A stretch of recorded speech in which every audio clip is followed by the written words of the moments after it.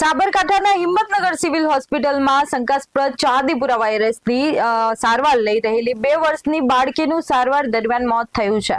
રાજસ્થાનના ઉદયપુર જિલ્લાના કોટરા વિસ્તારની બાળકીની સારવાર ચાલી રહી હતી। આ સાથે શંકાસ્પદ ચાંદીપુરા વાયરસમાં મૃત્યુઆંક 5 પર પહોંચી છે।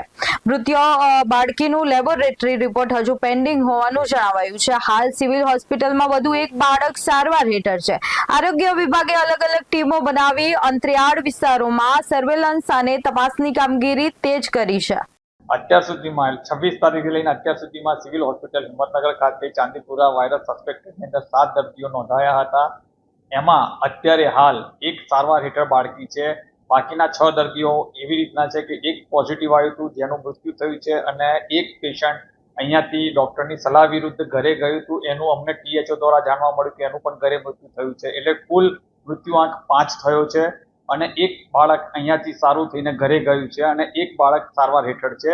અને જે રિપોર્ટ છે એ જે પોઝિટિવ વાળો એક્સપાયર થઈ ગયો એનો એક જ પોઝિટિવ હતો, બાકી બધા દર્દીઓના રિપોર્ટ નેગેટિવ આવેલા છે।